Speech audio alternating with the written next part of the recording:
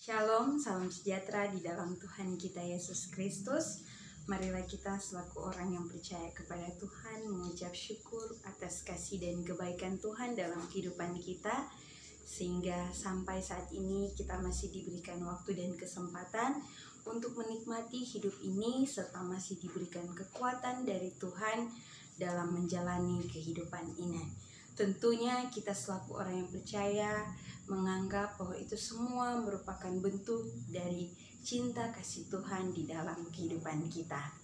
Saudara-saudari yang terkasih di dalam Tuhan, saat ini saya mengajak kita untuk sama-sama merenungkan pemberitaan firman Tuhan yang terdapat di dalam kitab Imamat 25 ayat 23 hingga ayat yang ke-28 dengan tema penebusan tanah. Saudara-saudara yang terkasih di dalam Tuhan, setiap orang yang ada di dunia ini, baik saya maupun juga saudara, pasti menginginkan kondisi hidupnya berada dalam kondisi hidup yang aman, nyaman, tentram, dan damai.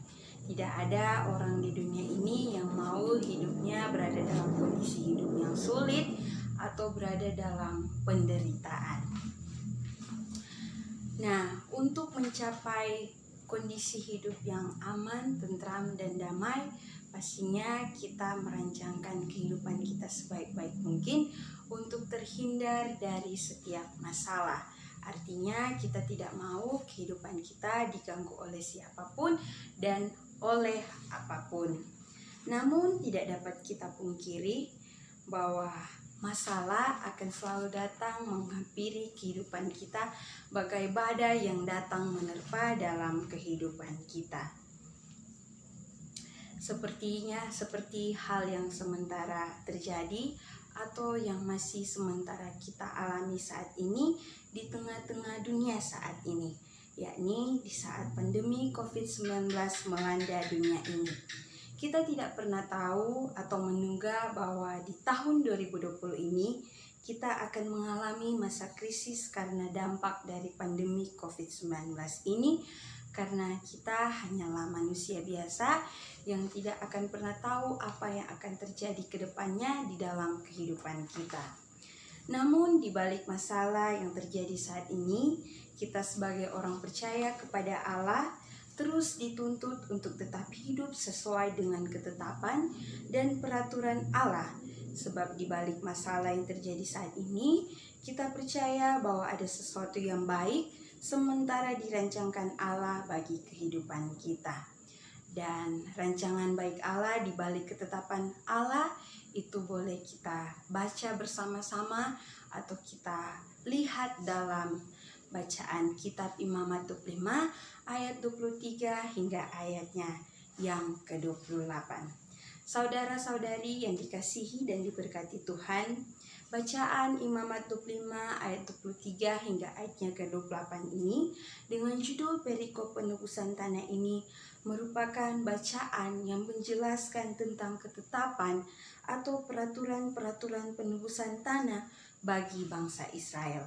Bacaan ini juga merupakan bacaan yang memberikan gambaran kepada kita selaku umat manusia tentang bentuk rasa kepedulian Allah kepada umatnya dengan diberikannya petunjuk-petunjuk penebusan tanah lewat ketetapan atau peraturan-peraturan penebusan tanah yang dibuat Allah bagi bangsa Israel.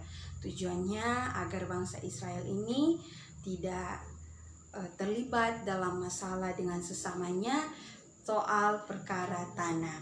Ketetapan atau peraturan-peraturan penebusan tanah yang dibuat Allah ini merupakan rancangan baik Allah yang Allah rancangkan bagi keberlangsungan hidup bangsa Israel.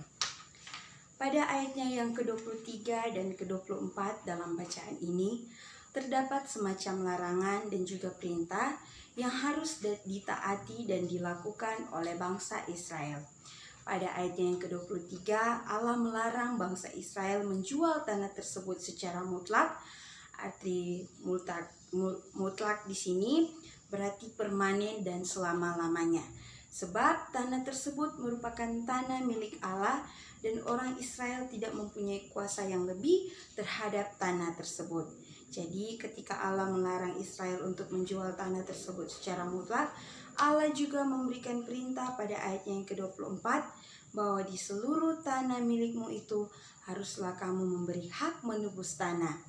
Hal ini berkaitan dengan kebaikan orang tersebut. Karena jika orang tersebut menjual tanahnya secara mutlak, ia tidak akan dapat menebus dan memiliki tanah itu kembali. Sedangkan jika ia menjual tanah tersebut tidak secara mutlak, maka ia akan dapat menebus dan memiliki kembali tanah tersebut. Kemudian pada ayatnya yang ke-24 juga memiliki arti, yaitu sebagai tanah yang adalah milik Allah itu harus dibeli tanda, dan itu juga menunjukkan bahwa bangsa Israel memiliki hak yang diwariskan langsung oleh pemilik tanah itu. Jadi dari mereka orang lain akan tahu bahwa Allah sangat memiliki kuasa untuk memberikan yang terbaik, bahkan lebih baik bagi bangsa Israel. Larangan dan perintah tersebut disampaikan Allah bagi bangsa Israel ini adalah bentuk kepedulian Allah bagi bangsa Israel dengan menekankan bahwa Allah lah yang berkuasa penuh atas kepemilikan tanah tersebut dan semua tanah adalah milik Allah.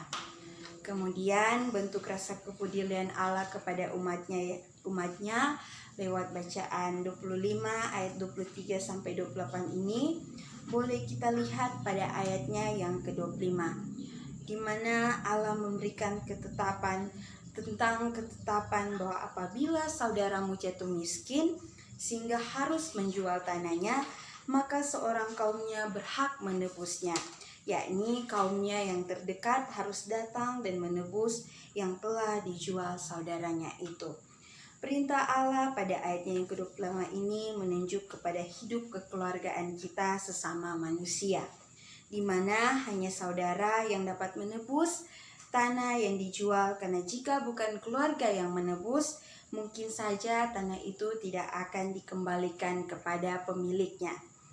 Ketetapan tersebut dimaksudkan Allah agar seorang kaum penebus itu yang merupakan keluarga mereka bisa menebus kembali tanah yang dijual itu dan mengembalikannya kepada pemiliknya semula. Jadi tanah tersebut bisa kembali menjadi miliknya. Di sini kita bisa melihat keberpihakan Allah juga kepada orang yang lemah atau orang yang miskin. Segala ketetapan dan peraturan penebusan tanah yang dibuat Allah merupakan rancangan baik Allah bagi bangsa Israel. Hal ini juga boleh kita lihat ketika Allah menetapkan jika keadaan orang miskin itu membaik dan kemudian hari ia mampu menebus tanah tersebut sebelum tahun Yobel dan menebusnya sesuai kepada pembeli, maka ia akan mendapat kembali tanah miliknya. Kemudian ketetapan dan peraturan penebusan tanah yang terakhir adalah jika orang itu tidak mempunyai penebus tanah dan tidak mampu menebus tanahnya, maka orang tersebut hanya perlu menunggu tahun Yobel hingga bisa mendapat kembali tanahnya.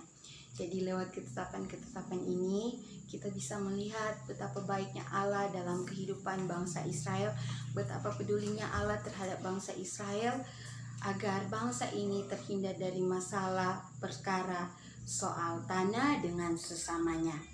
Nah, tahun Yobel sendiri merupakan tahun ke-50 yang merupakan tahun pembebasan dan perdamaian.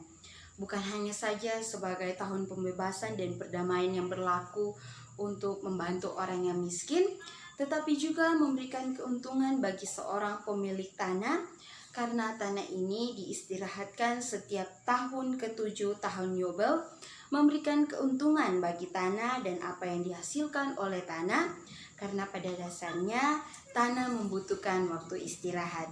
Jika tanah digunakan secara terus-menerus tanpa istirahat, maka akan menimbulkan penurunan kesuburan tanah dan mengalami permiskinan hara, serta menjadi sebuah ancaman bagi pertanian.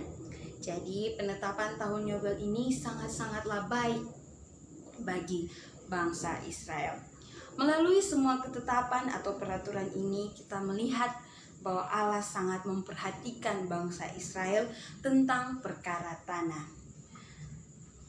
Saudara-saudari yang dikasihi di dalam Tuhan kita Yesus Kristus, sebagai orang Kristen yang mengaku percaya kepada Yesus Kristus, dari bacaan Imamat 25 ayat 23 hingga ayatnya yang ke-28 ini, adapun beberapa hal yang dapat kita jadikan sebagai pedoman bagi hidup kita, agar kedepannya dapat kita lakukan dalam kehidupan kita, dapat membantu kita dalam kehidupan kita. Nah, adapun beberapa pedoman yang akan kita renungkan bersama-sama dalam bacaan Imamat 25 ayat 23 sampai 28 ini. Pertama, kita belajar bahwa untuk segala sesuatu yang telah ditetapkan Tuhan, yang perlu kita lakukan seperti berbuat baik kepada orang lain dengan mengasihi orang lain, akan berdampak baik juga kepada kita. Misalnya jika kita membantu orang yang berkesusahan, membantu orang yang mengalami kesusahan, maka pada saat kita dalam kesusahan pun pasti akan ada orang yang akan membantu kita. Sebab jika apa yang kita kehendaki baik, jika apa yang baik dikehendaki Allah untuk kita lakukan dan kita lakukan, maka pun akan berakibat baik bagi kehidupan kita. Kedua, apa yang Allah berikan bagi kehidupan kita seperti harta dan kekayaan, seperti yang digambarkan dalam bacaan Imamat 25 ayat 23 sampai ayat 28 ini, yakni tentang tanah, merupakan milik Allah, sehingga kita dilarang untuk menjualnya secara mutlak. Menurut saya, kita belajar dari bacaan ini bahwa harta dan kekayaan yang merupakan berkat Tuhan bukanlah sepenuhnya milik kita manusia. Memang kita diberikan oleh Allah, namun tidak semuanya kita pakai begitu saja, melainkan kita perlu mensyukurinya, dan mensyukurinya hal tersebut dengan mengaturnya sebaik mungkin, memanfaatkannya di hal yang benar dan berguna bagi banyak orang, seperti menolong orang yang berkesusahan secara ekonomi dengan memberikan bantuan berupa sembako dan membantu mereka ketika membutuhkan, apalagi di saat-saat keadaan pandemi COVID-19 ini, merupakan suatu hal yang sangat mulia. Jadi membantu orang lain di tengah-tengah penderitaan itu merupakan hal yang sangat-sangat diperkenankan Allah untuk dilakukan oleh manusia. Ketiga, mengandalkan Allah dalam segala hal. Seperti dalam bacaan Imamat 25 ayat 23 hingga ayatnya yang ke-28 ini, yang menjelaskan tentang ketetapan dan peraturan penebusan tanah, kita melihat bahwa Allah memiliki rasa kepedulian terhadap umatnya dengan memberikan petunjuk-petunjuk tersebut agar bangsa Israel terhindar dari terkena masalah tentang tanah, menunjukkan bahwa Allah mempunyai cara dalam melancangkan hal yang baik bagi umatnya. Maka kita pun harus percaya bahwa Tuhan selalu menyertai dan mendampingi di setiap kehidupan kita, apalagi di tengah kondisi dunia saat ini. Jadi beriringan dengan kepercayaan kita, maka kita pun harus patuh terhadap apa yang dikehendaki Allah. Karena sebenarnya di balik ketetapan Allah, Tuhan telah merencanakan sesuatu yang baik dalam kehidupan manusia. Tuhan memberkati kita semua, Tuhan memberkati kita yang mendengarkan firman-Nya dan mau melakukan setiap firman-Nya di dalam kehidupan kita. Amin.